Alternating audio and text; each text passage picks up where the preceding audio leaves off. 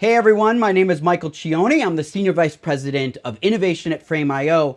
And this year, as you all know, we kind of missed everybody at NAB. If you're like me, you're missing NAB as it's such a great opportunity to not just see new tech and stuff, but to connect with people. And so part of the theme that had to change with Frame.io is we had to find ways in which we could connect with other people even though we couldn't do it in person. And we certainly didn't want to miss out on technological opportunities that we've been working on for a long time.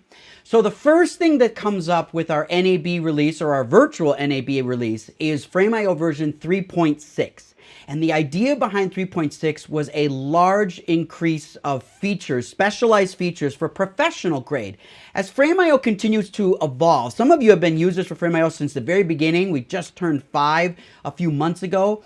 Others are just getting onto the platform right now, and you're seeing the platform evolve.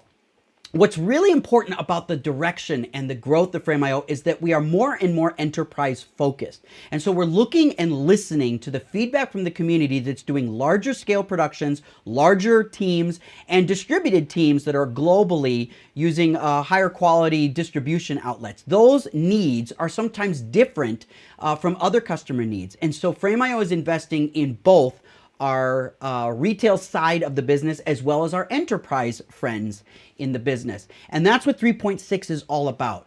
Really impressive session-based watermarking so that it's easier to manage security. And security is a top concern for Frame.io, and it's one of our strongest pillars.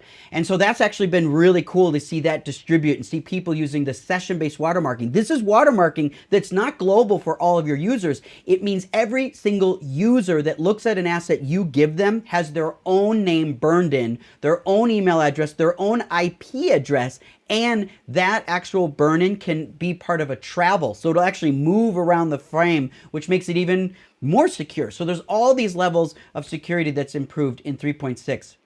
Another significant increase in 3.6 is all the work that we've done with making it easier for people to communicate in advanced commenting. One of these cool outputs is for the comments with Resolve users.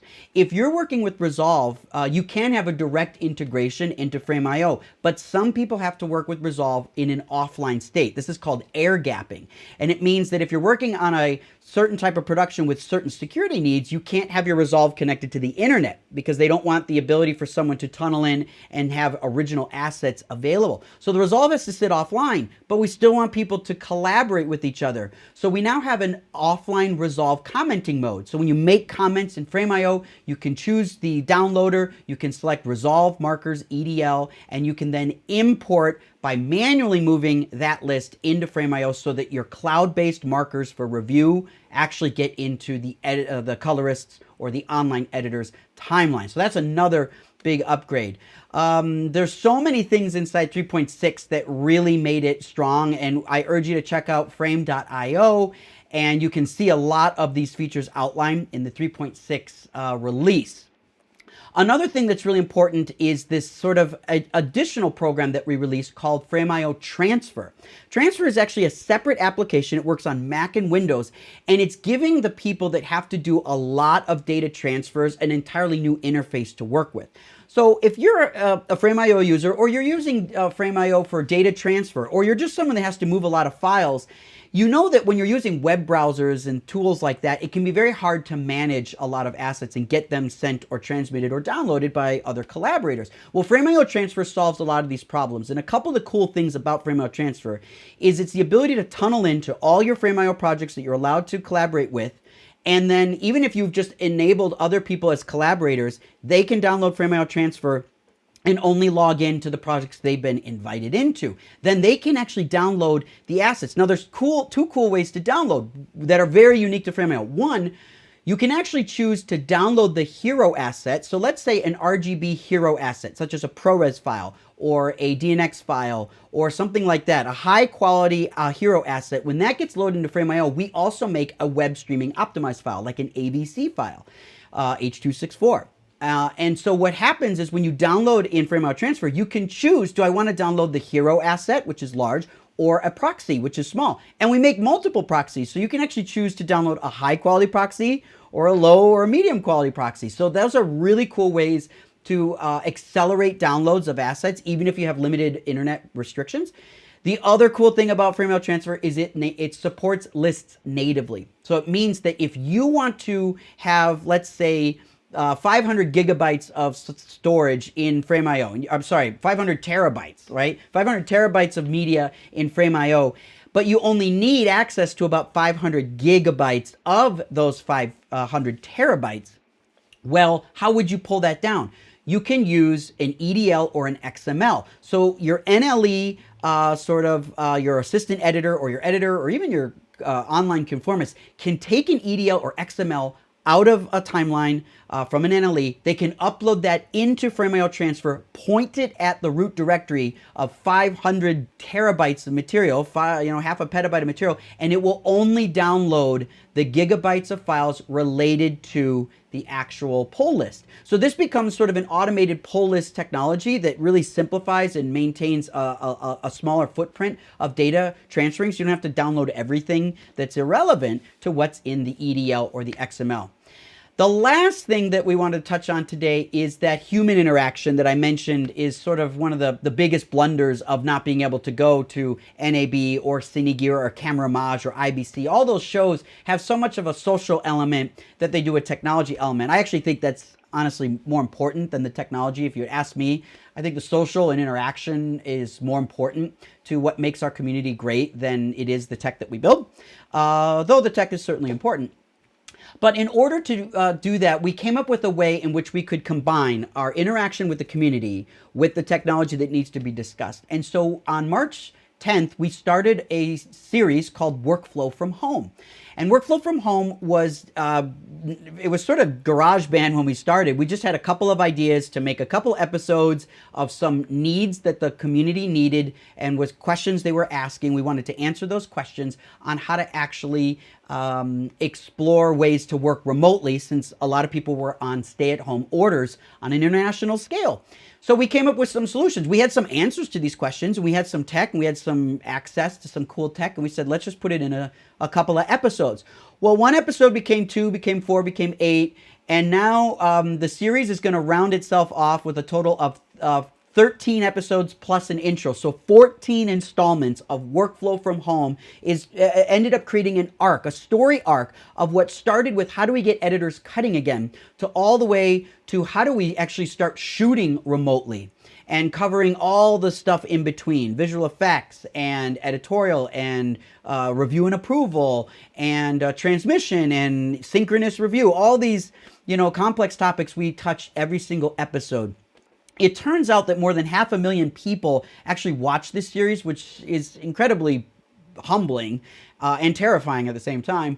And we just had a whole bunch of people really respond strongly to this on an international scale. I think the most rewarding part of my job, certainly right now, even though I'm at home in sort of my studio, is that I get to interface with people I've never met, speaking all sorts of languages, saying that they watch the show and it helped them make it to the next checkpoint, and it helped them solve a problem that they weren't able to solve before. That's incredible. And that's what NAB sort of does. And that's what I love about trade shows, is that interaction where we can actually have fellowship with each other and try to help each other's problems, and participating in the virtual, say, post-production world, or the HPA, which has done a lot of stuff, or Production Hub. All these types of resources being virtualized is so healthy for the community, and that's where the interaction really starts. And Frame.io believes in that type of interaction, which is why we invested a lot of resources and a lot of money in talking about the technology at large. We actually don't spend most of the series talking about Frame.io because Frame.io can't solve all your problems. And so we wanted to address all the different technologies, including competitors and partners that support making the industry successful in remote situations. So Workflow from Home became a lot of the virtual result of what we were trying to do at NAB. All these together, 3.6, Frame.io Transfer, and Workflow from Home, are all just a tip of the iceberg of all the work that the engineers and the support staff and the sales force and the entire team at Frame.io is tirelessly working every single day to make the best out of a bad situation and to essentially learn from a changing market. We've seen faster market pivoting in the last 90 days than we've seen at least in the last 10 years. It was probably 2007. September of 2007 was when the original Red 1 was released. And there were 100 cameras released between September 2007 and December 31st, 2007. And that was the first of a cataclysmic change of market revolution. And I don't think we've had something that significant since the end, fourth quarter of 2007. This is that significant, and in some ways it's more significant. And so if you remember how you shot and what cameras you used in 2005 and 6 versus what you used in 9 and 10, you know what I'm talking about, and you know how the process has changed. I would say Avid in 1990 was the previous massive shift that was, catastrophically different for the entire market. And then digital and file-based cameras like the Red 1, and now virtualized workflows and cloud-based workflows are truly going mainstream. My advice to everyone watching this is to understand where we fit as a society in what this actually means. And you get to decide for yourself. But in my opinion, there are people that look at what's happening with the remote collaboration and stay-at-home orders and the results of that. They look at it like it's a camping trip, that we just got to pack enough to weather this trip, and then when it's done, we'll go back to normal society. And then there are people like me who look at this as permanent. There are semi-permanent elements that are seem temporary right now, but they are going to stay. In fact, I think just sort of a goofy number to pull out of the air would be like 30%, in my opinion, 30% of the technologies and techniques and tools that you've learned in the last 90 days are going to become paramount to everything you do, even when stay-at-home orders are lifted. I say at least 30% of what we've learned to do remotely is going to remain remote. And what you've learned in the virtual interaction with your colleagues and other creatives is going to remain virtual. At least 30% of it, probably more.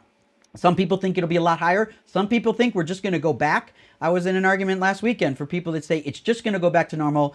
Hollywood and media and entertainment doesn't like to change this rapidly, which admittedly is absolutely true. But I believe that so many people have been exposed to so many new things so quickly, and they start to like it, that's when things go from being a camping trip, a temporary situation, to permanence, where we build foundations and buildings and societies out of it. There's a new society emerging out of all this, and all of us get to be a part of it. And Frame.io plays an important role, and we consider our contribution to this new virtualized society and cloud-based distributed teams is exactly where we want to be, and we want to make our tools exceptional, and we need your feedback to ensure that we're capturing all the relevant information in order to make sure that Frame.io satisfies all the creative techniques that you want to keep doing. So we appreciate your feedback. We appreciate your support. We love our users. And if you're not a user, reach out to us. We'd love to give you a free trial so that you can try Frame.io 3.6 for yourself.